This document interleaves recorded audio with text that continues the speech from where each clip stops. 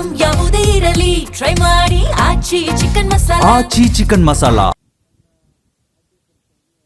ಮೊದಲನೇದಾಗಿ ಈ ಇಲಾಖೆ ಬಗ್ಗೆ ಸಂಪೂರ್ಣವಾಗಿ ಮಾಹಿತಿಯನ್ನು ಪಡೆದು ಮತ್ತು ಹಿಂದೆ ಪರಮೇಶ್ವರ್ ಸಾಹೇಬ್ರ ಏನೇನು ಅಭಿವೃದ್ಧಿ ಕಾರ್ಯ ಇರ್ಬೋದು ಅಥವಾ ವಿನೂತನವಾದಂಥ ಕಾರ್ಯಕ್ರಮಗಳನ್ನು ಮುಂದುವರ್ಸೋದಿರ್ಬೋದು ಅದ್ರ ಬಗ್ಗೆ ಮಾಹಿತಿಯನ್ನು ಪಡೆದಿದ್ದೀನಿ. ಸೊ ಇವತ್ತು ಇನ್ನೂ ಒಂದು ವಾರ ದಿನ ಬರೀ ಈ ಇಲಾಖೆಯನ್ನು ಆಳವಾಗಿ ತಿಳ್ಕೊಳೋಕ್ಕೆ ಬೇಕಾಗುತ್ತೆ.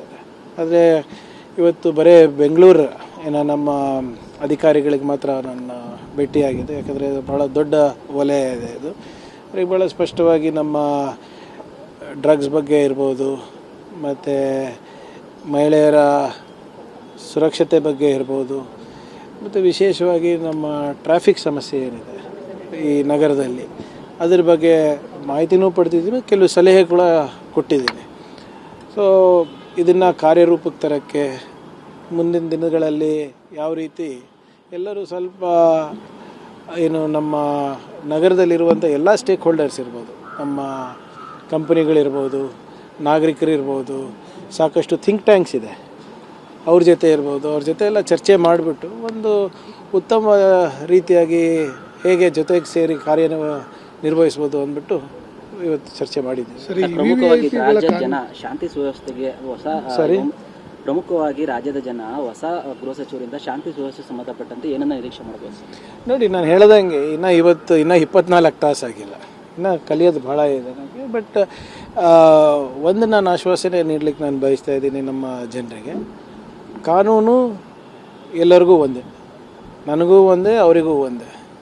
ಯಾರೇ ಇದ್ರೂ ಕೂಡ ಕಾನೂನಿನ ಚೌಕಟ್ಟಿನಲ್ಲಿ, ಸಂವಿಧಾನದ ಚೌಕಟ್ಟಿನಲ್ಲಿ ಇದ್ದರೆ ತೊಂದರೆ ಆಗೋದಿಲ್ಲ. ಅದನ್ನು ಮೀರಿ ಮಾಡಿದ್ರೆ ನಾವು ಕ್ರಮ ತಗೊಳ್ಳೇಬೇಕಾಗ್ತದೆ. ಅದರಿಂದ ಹಂತಕ್ಕೆ ಹೋಗಲ್ಲ ಅಂತ ನಾನು ಭಾವಿಸ್ತಾ ಇದ್ದೀನಿ. ಸೋಷಿಯಲ್ ಮೀಡಿಯಾಗಳ ಕಾನ್ವೆ ಹೋದಂಥ ಸಂದರ್ಭದಲ್ಲಿ ಪೊಲೀಸರು ತುಂಬ ಹೊತ್ತು ವಾಹನಗಳನ್ನು ನಿಲ್ಲಿಸಿ ಸಮಸ್ಯೆ ಮಾಡ್ತಿದ್ದಾರೆ ಅಂತೇಳಿ ಒಂದಷ್ಟು ಆಕ್ರೋಶ ವ್ಯಕ್ತವಾಗ್ತಾ ಇದೆ ಸರ್. ಅದನ್ನು ಸಮಸ್ಯೆ ಬಗೆಹರಿಸಿ ನೋಡೋಣ ಅದೇನಿದೆ ಅಂತ. ಯಾಕಂದರೆ ನಾನು ಇವತ್ತು ಅದ್ರ ಬಗ್ಗೆ ಚರ್ಚೆ ಮಾಡಿದೆ. ಅದೇನಾದರೂ ಸಿಂಕ್ರೊನೈಸ್ ಮಾಡ್ಬೋದಾ ಟ್ರಾಫಿಕ್ ಲೈಟ್ಸು, ಅಥವಾ VVIP ರೂಟ್ಸನ್ನು ಮುಂಚಿತವಾಗಿ ನಾವು ಪಬ್ಲಿಕ್ಕಿಗೆ ಇಲ್ಲ, ಯಾವ ಪರ್ಯಾಯ ರಸ್ತೆ ಇದ್ರೂ ಪಬ್ಲಿಕ್ ಇದ್ದೇ ಇರ್ತಾವಲ್ಲ, ಸ್ವಲ್ಪ ಅವೇರ್ನೆಸ್ ತಂದು ಇಂಥ ಸಮಯದಲ್ಲಿ ಸ್ವಲ್ಪ ಕಷ್ಟ ಆಗ್ಬೋದು ಅಂತ ತಿಳಿಸಿದ್ರೆ ಇನ್ನೂ ಅನುಕೂಲ ಆಗ್ಬೋದು. ಬಟ್ ಸ್ವಲ್ಪ ಟೈಮ್ ಆಗುತ್ತೆ ಅದು ಸಿಂಕ್ರನಿ ಮಾಡಲಿಕ್ಕೆ. ಮತ್ತು ಸೋಷಿಯಲ್ ಮೀಡಿಯಾದಲ್ಲಿ ಸುಳ್ಳು ಸುದ್ದಿಗಳನ್ನು ವೈರಲ್ ಮಾಡುವಂಥ ಅದನ್ನು ನಾವು ನೋಡಿ ಈಗಾಗಲೇ ಇನ್ಫಾರ್ಮೇಷನ್ ಡಿಸಾರ್ಡರ್ ಟ್ರ್ಯಾಕಿಂಗ್ ಯೂನಿಟನ್ನು ನಾವು ಮಾಡಿದ್ವಿ ಪ್ರಾಯೋಗಿಕವಾಗಿ. 1 ವರ್ಷ ಆಗಿದೆ. ಅದು ಬಹುಶಃ ಮುಂದಿನ ವಾರ ಒಂದು ಸಂಪೂರ್ಣವಾದಂಥ ಪರಿಶೀಲನೆ ಸಭೆ ಇಟ್ಕೊಂಡಿದ್ದೀನಿ. ಸೊ ಅದರಲ್ಲಿ ಹೇಗೆ ಮಾಡ್ತಾಯಿದ್ದಾರೆ, ಏನು ಮಾಡ್ತಾಯಿದ್ದಾರೆ ಅಂತ ನೋಡಿಬಿಟ್ಟು, ಈಗ IT ಇಲಾಖೆನೂ ನನ್ನ ಜೊತೆ ಇರೋದ್ರಿಂದ ಇವೆರಡೂ ಇಲಾಖೆ ಸೇರಿ ಸುಳ್ಳು ಸುದ್ದಿ ಇರ್ಬೋದು, ಮಿಸ್ಇನ್ಫಾರ್ಮೇಷನ್ ಇರ್ಬೋದು, ಅಥವಾ ಆನ್ಲೈನಲ್ಲಿ ದ್ವೇಷ ಭಾಷಣ ಹರಡಿಸೋದಿರ್ಬೋದು, ಅವರಿಗೆಲ್ಲನೂ ಕಡಿವಾಣ ಹಾಕಲಿಕ್ಕೆ ಕಾನೂನು ಚೌಕಟ್ಟಿನಲ್ಲಿ ಏನೇನು ಮಾಡಬೇಕು ಅದು ಮಾಡ್ತೀವಿ. ಅದ್ರ ಜೊತೆಗೆ ಸಾಮಾಜಿಕ ಜಾಲತಾಣದಲ್ಲಿರುವಂಥ ಕಂಪನಿಗಳಿಗೆಲ್ಲ ಕರೆಸಿ ಅವರ ಪಬ್ಲಿಕ್ ಪಾಲಿಸಿ ಏನಿದೆ ಅದ್ರ ಪ್ರಕಾರ ಅವರು ನಡ್ಕೋಬೇಕು ಅಂತ ಕೂಡ ನಾವು ತಾಕೀತು ಮಾಡ್ತೀವಿ. ಸರ್, ರೌಡಿ ಆಕ್ಟಿವಿಟೀಸ್ಗಳನ್ನ ಬಂದ್ ಮಾಡೋಕ್ಕೋಸ್ಕರ ತಾಲೂಕು ಮಟ್ಟದಲ್ಲಿ ಹೊಸ ಯೋಜನೆ ಮಾಡ್ತೀವಿ ಅಂತ ಹೇಳಿದ್ರು CM. ಅದ್ರ ಬಗ್ಗೆ ಏನಾದ್ರು ಡಿಸ್ಕಷನ್ ಮಾಡಿ? ನೋಡಿ, ಅದು ಈಗೆಲ್ಲನೂ ಇಲ್ಲೇ ಹೇಳ್ಬಿಟ್ರೆ ಹೇಗೆ? ಏನೇ ಇದ್ದರೂ ನೀಲಿ ನಕ್ಷೆ ತಯಾರಾದ್ಮೇಲೆ ನಿಮ್ಮ ಮುಂದೆ ಬರ್ತೀವಿ. ಸುಮ್ಮನೆ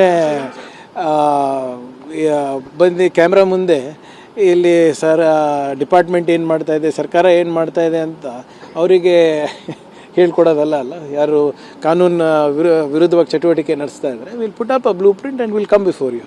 ಥ್ಯಾಂಕ್ ಯು ಸೊ ಮಚ್.